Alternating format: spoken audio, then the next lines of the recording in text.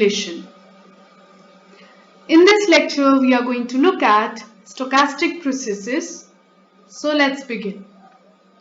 So firstly, we'll understand the meaning of random variable, and then we'll have the definition of stochastic process and various types of stochastic process. And particularly, we will be focusing on Poisson process and then followed by certain examples of it. So let's begin. So before giving you the formal definition, I would like to start with an interesting quote over here by Descartes. It says, "It's a truth very certain that when it is not in our power to determine what is true, we ought to follow what is most probable." It's a very powerful thought if you interpret its meaning. So now we're beginning with the lecture. So what is a stochastic process? We want to understand. So to understand it from a mathematical point of view, we need to first understand the meaning of random variable. So let's first look at the definition of a random variable. I tell you this is something different than random number. A random number is a number. Number is a fixed quantity, right? It changes every time you generate it, but once it is generated, it's fixed, right? So that's why it's a number. But on the other hand, a random variable is something which is varying, so it has an altogether different interpretation. So read the definition. It is defined as a function which associates a real number with each element of a sample space. So basically, a random variable is having the interpretation of a function. So what does a function do? A function runs from certain domain to certain codomain or range. So the domain of this function is sample space and range is real number. This is the meaning of this statement, that there is a function which is connecting each element of the sample space with the real number. So it's giving definition to that. So we need to first understand what is the meaning of sample space. So although you might be probably already familiar with this term, so let me just give you a very simple example to understand the meaning of sample space. Sample space is defined as the set of all possible outcomes of a random experiment. For example, if we toss two coins, the sample space is given by this set. Because if we toss two coins, there are four possibilities. Both can turn up heads. One can be head. The first one can be head. The second one is tail. The second one is head. First one is tail. Both are tails. So this is the altogether sample space. So now we want to define a random variable. So we will associate each element of the sample space with a real number. And how to do that? Let's learn that. So let x be the number of heads in a two-coin toss. Then x can have value 0, 1, 2. X cannot be 3 because the coins are 2. So Px equals to 0 is actually defined as the probability that the number of heads is 0. And it is 1 by 4. It's very easy to calculate by looking at the sample space because only 1 out of 4 possibilities is there in which we have 0 heads. Probability x equals to 1 is 1 by 2 and probability x equals to 2 is 1 by 4. So this capital X is known as our random variable, and more specifically it is a discrete random variable because it is taking discrete values. It is not taking continuous values. Its values are like 0, 1, 2. They are integers separated by a distance. It is not like this can have a continuous values over an interval. So this is a discrete random variable. Okay, so it's very easy to compute these probabilities. So when there is no head, so out of the 4 cases, there is only one case. So the probability is 1 by 4. When the number of heads is 1, so these are the 2 cases. So 2 by 4 makes it 1 by 2. And when the number of heads is 2, this is exactly one case like that. So that's why the probability is 1 by 4.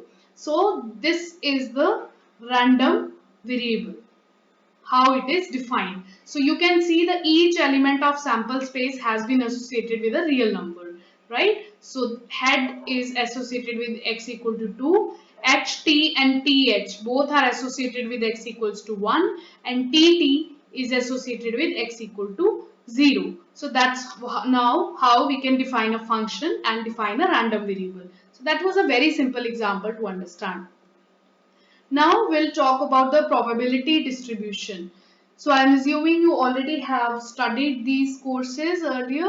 So I'm not going to give you a very detailed introduction of all these things because probability distribution itself is a subject which needs to be understood in much detail if you have no idea about it. But here I have just tried to give you a very brief introduction about it. So what is the meaning of distribution?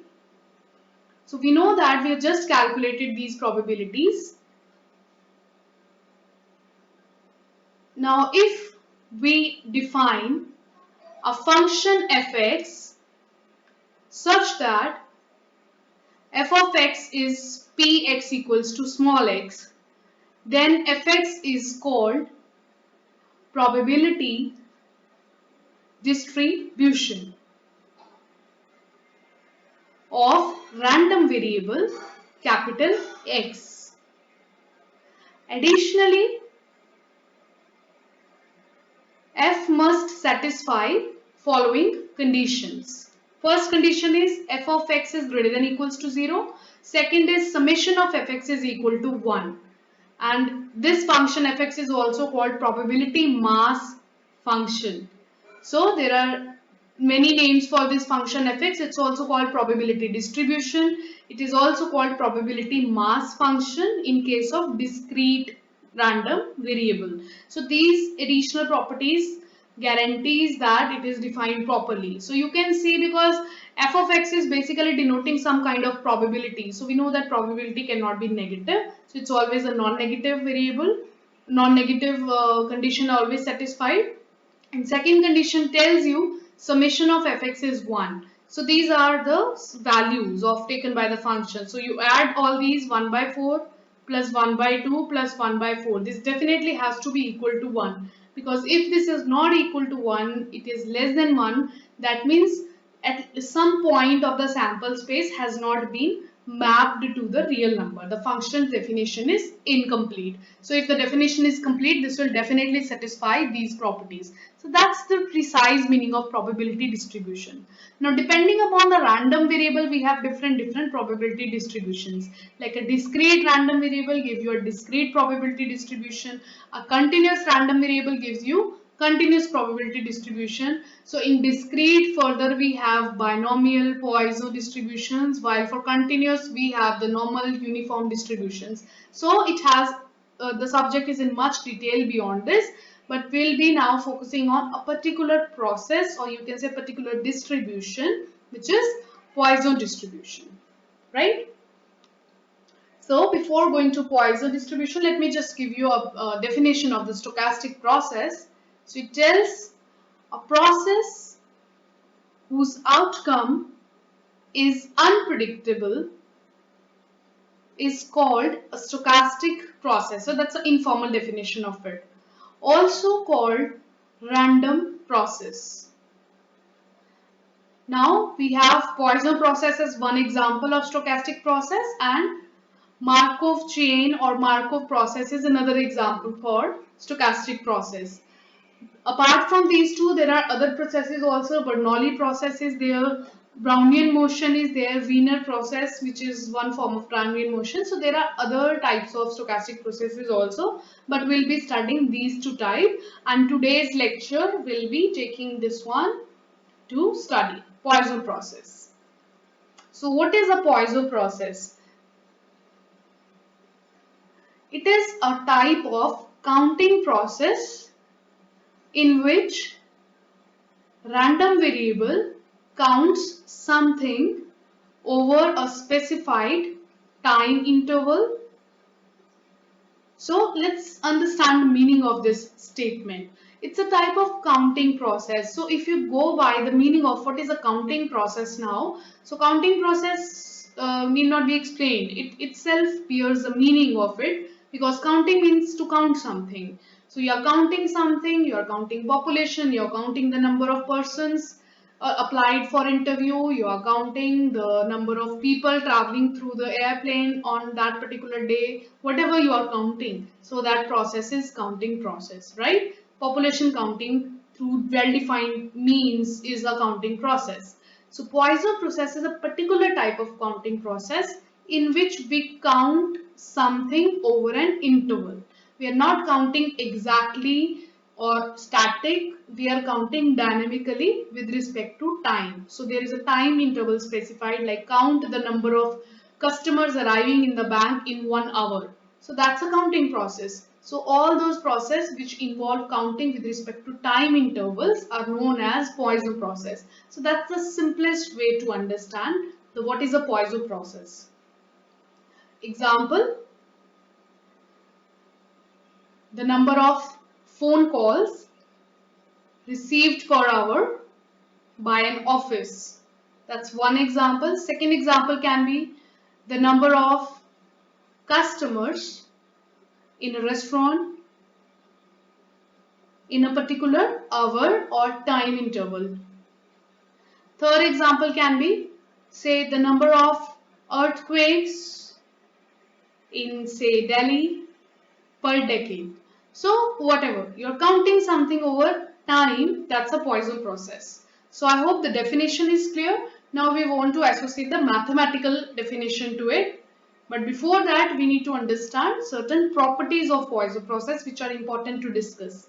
So the first and foremost important property which we are going to discuss for Poisson process is that this is memoryless. Memoryless property. It says the number of outcomes occurring in one interval is independent of the number of outcomes in any other disjoint interval. So you're clear with the meaning of the word disjoint. So the intervals which you're talking about should be non-intersecting. Like one interval is say from 9 to 10 in the morning, other interval is say from 11 to 12 in the morning itself. So whatever, howsoever you take the intervals, whatever be the length of the intervals, but they should be disjoint. The intervals should not be intersecting or overlapping.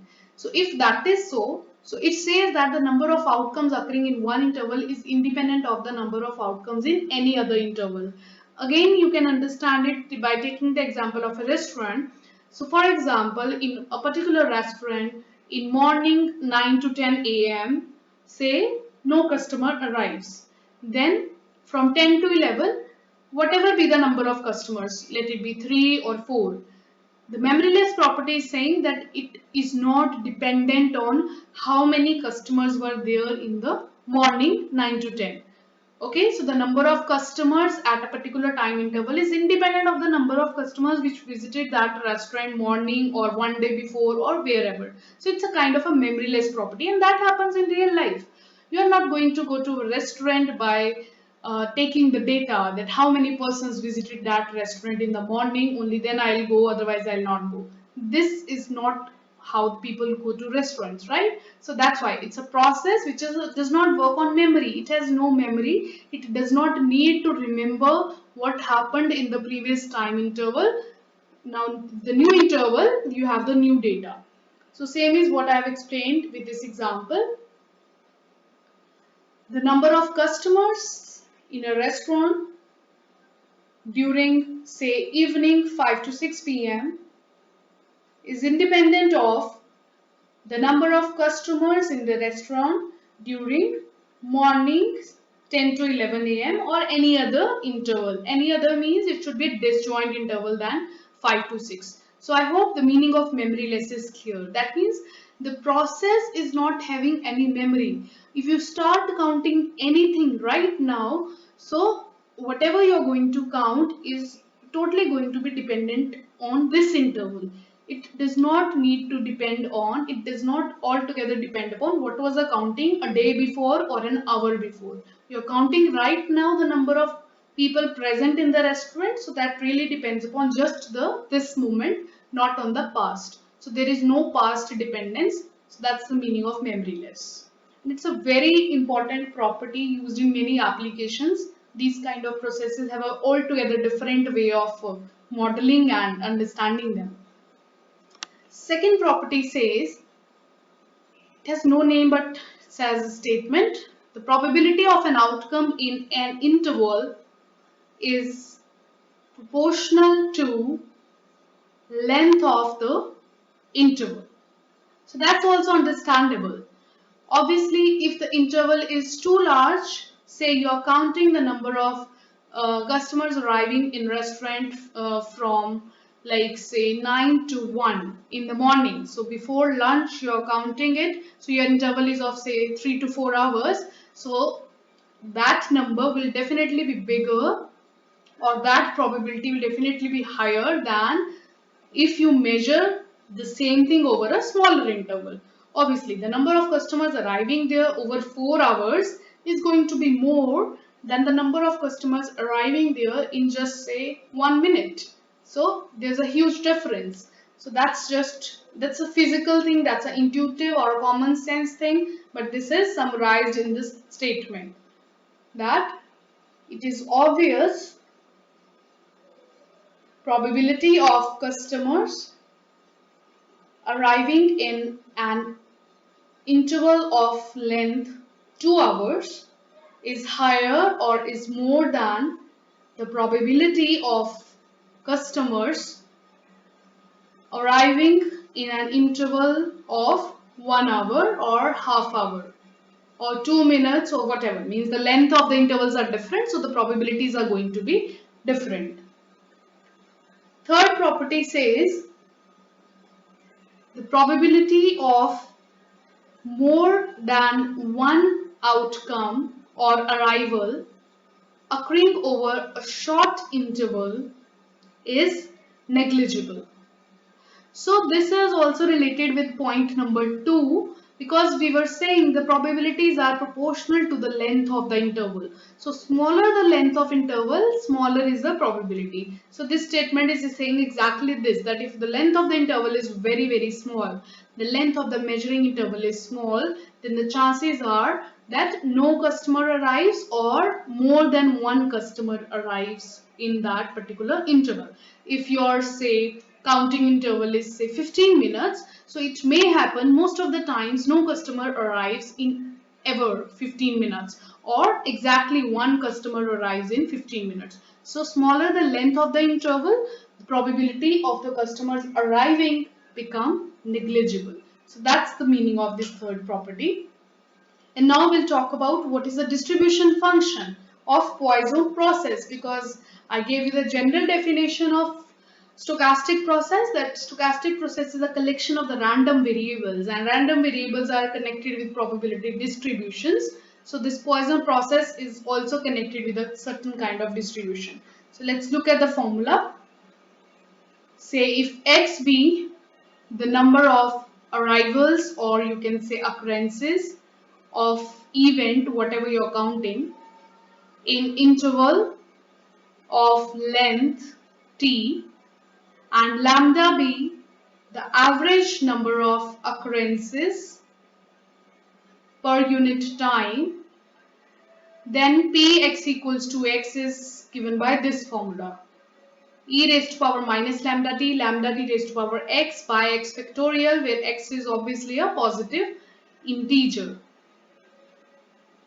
So this is the formula for probability distribution.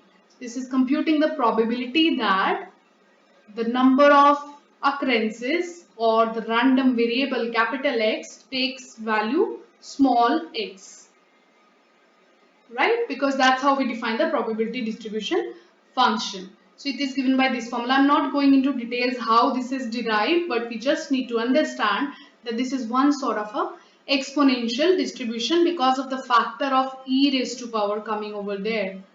So you can say the probability of finding a particular number of customers in an interval is dependent on two factors: the number itself, that how many customers we are expecting, that is a small x, and lambda.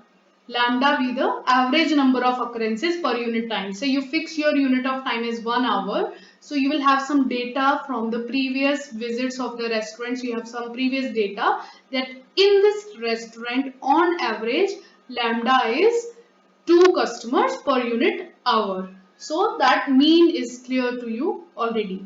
So lambda is given to you already and t with the length of the interval over which you are measuring. So your formula contains 3 parameters, the lambda, t and x. So if you are given these 3 things, you can very easily compute the probability. So that's exactly what we are going to do now. We'll be doing some questions over it.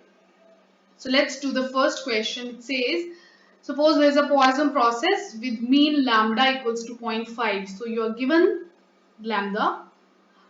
Find the probability of no arrival in an interval 3 to 5. So these intervals are always specified like half open interval or half closed, you can say. I'll tell you the reason why, but first let's just solve this question. If you are given the lambda and you are given the interval, we need to find the probability. So actually this is per hour lambda because this unit should be specified. So Px equal to x, this is the formula which we just wrote. So no arrival means small x is 0. So you put small x equal to 0 in the formula, you will get lambda t raised to power 0 by 0 factorial e raised to power minus lambda t. So lambda you put 0.5 and t be the length of the interval which is given to you, means 3 to 5. So that is 2 hours. So t has to be always the length of the interval over which you are measuring the probability.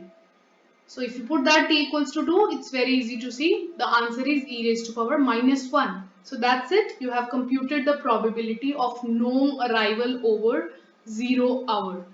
Oh sorry, over an interval of length 2 hours. So obviously the probability is going to be very small because on average your data says that per hour 0.5 customers arrive. So obviously the physically it does not make any sense that every hour 0.5 customer arrive. It means that every 2 hours one customer arrives. It has the same meaning that what is that length of the interval over which one customer arrives. So if it takes 1 hour to have 0.5 persons arriving, so that means it takes 2 hours for one person to arrive. So on an average every 2 hours one person is visiting. So they are saying the probability of 0 arrival over 2 hours. So obviously that's going to be very small. You can leave the answer here as well or you can compute numerically the value of it. So that's the first kind of question. Let's move to question number 2. Poisson process with lambda 0.25. Find the probability that exactly one arrival is there in 1 to 2, 2 to 3 and 4 to 5. So now we have a different question to solve. In the previous question we were asked the probability of 0 arrival in a particular interval. Here we are given 3 different intervals, and the probability we have to find is a kind of joint probability that exactly one arrival is there in each of these intervals. So here first thing we should notice when we are attempting these kind of questions that whether the intervals are disjoint or non-disjoint. Is there any overlapping in them or not? So you see the intervals. So this is 1, 2, 3, 4, 5. So this is one interval, this is second interval, and this is the third interval. So they are disjoint clearly. So the reason why there is an open bracket here on the left hand side of 2 to 3 and why there is a closed bracket here, because the reason behind this is when one person arrives exactly at 2 p.m., say this is the time in p.m., exactly at 2 p.m., then he has to be counted in one place. Either you have to make his count in the interval which has passed 1 to 2, or you have to count it in the next interval. So that the person is not counted twice, we make it sure we define, okay, it should be counted in the previous interval 1 to 2. So the bracket here is a closed one. So the person arriving at exactly 2 will be counted in this interval and not here. So that's why the intervals are always specified like half open, half closed in these questions. Anyways, coming back to the question, you have to find the probability that exactly one arrival is there in each of the three intervals.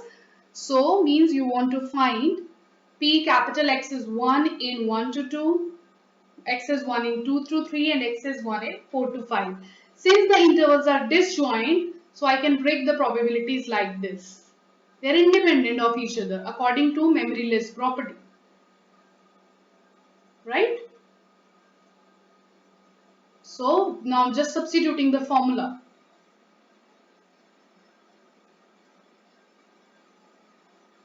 Lambda t cube e raised to power minus 3 lambda t. And we put the value of lambda 0.25 and t is 1. So this will give you some answer. So it's easy to figure out. I have just used the formula. Probability of x equal to x is e raised to power minus lambda t raised to power x by x factorial. So x is 1 in each of the case. So small x I'll just put 1. Right, so that's why it's lambda t raised to power 1 by 1 factorial and e raised to power minus lambda t. So the three expressions are exactly same because x equals to 1 is there. And when you just simplify this, you'll get this. And now you put the value of lambda 0.25 and t be the length of the interval. The length of interval is also same. It's 1, 1 and 1. So I substituted t equals to 1 and get this value. So this is a probability. This is quite low because you are putting so many conditions that exactly one person should be arriving in each of the three intervals, right? So that's the answer we got. So this example, our intervals were disjoint. That is why we could use property number 1, memoryless property, that the property of a number of arrivals in one interval is independent of other. That is why you could just simply multiply them like that. But in the next question, you will see the intervals are overlapping. So what to do in that case? So let lambda be the rate of occurrence of a Poisson process, not given a specific value of lambda. Find the probability that there are 2 arrivals in 0 to 2 and 3 arrivals in 1 to 4. So we have non-disjoint intervals, because if you see 0 to 2 intersection with 1 to 4 is 1 to 2. This is 0 to 4. So 0 to 2 and 1 to 4 intersection is 1 to 2. That's the common interval. So in this question we have to define the variable like this. Let x be the number of arrivals in 0 to 1, y be the number of arrivals in 1 to 2 and z be the number of arrivals in 2 to 4. So we have to define random variable over the common. The common part has to be separated. So we'll break this 0 to 2 and 1 to 4 in such a way that we get 3 disjoint intervals. 3 means the number can be more also depending upon the total number of intervals which we are given. But otherwise, if 2 intervals are given, you can always figure out the common one and then you can break it into disjoint. So this is 0 to 1 is 1, 1 to 2 and 2 to 4. There is no need to break 2 to 4 because that's not required. So this is the way you will define your 3 new variables. Now go back to the question. It says there should be 2 arrivals in 0 to 2.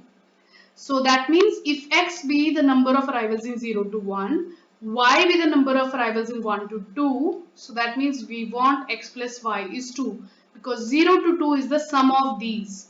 So this 2 arrival means this condition should be satisfied and 3 arrivals in 1 to 4. So 1 to 4 interval will be the sum of these two, 1 to 2 and 2 to 4. So that means y plus z should be 3. So there should be 3 arrivals. So that is what we are interested in computation. X plus y should be 2 and y plus z should be 3. So y is a common factor coming over there. We need to see how to deal with this situation.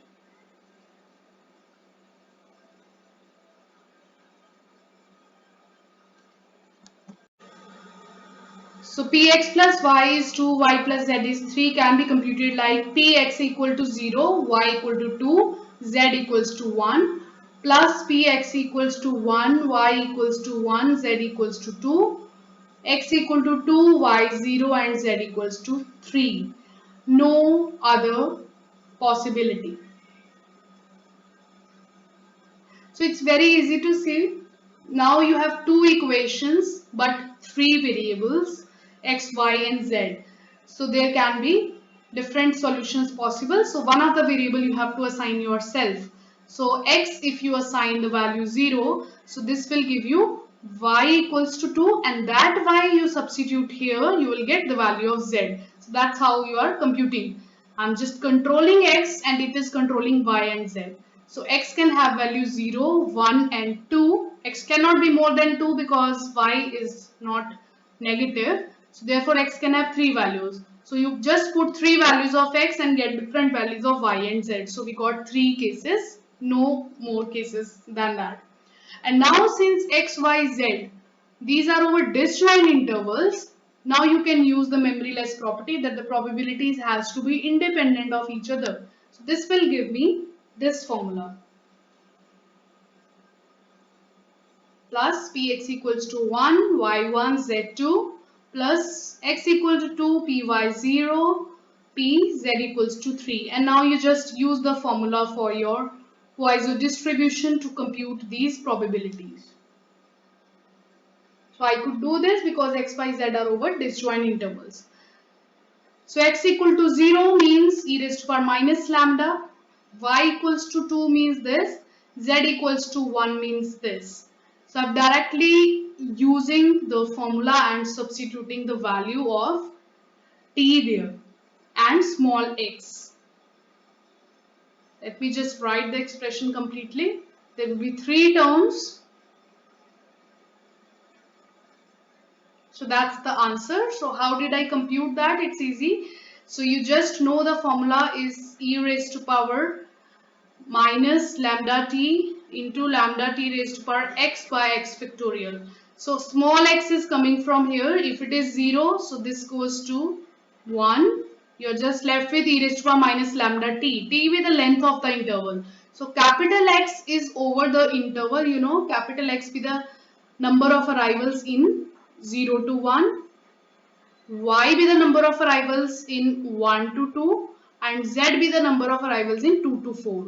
So for x and y we'll be using t equals to 1 while for z I have, you see, it's lambda into t. So the t has been used as 2. So when you're substituting the probabilities for z value, then this capital 1 means small x is 1, but when lambda into t needs to be done, so t is 2 there because the length of this interval is 2. So t is 2 here and for these two t equals to 1. So I directly made all the substitutions and this is the expression I got. Since I was not given any specific value of lambda, so you can just leave it like that or you can do some simplification further also, but otherwise this is fine as an answer. If you want to simplify, you can simplify, otherwise it's okay. So that's all about Poisson process we have. In the next lecture, we are going to focus on another stochastic process named Markov chain.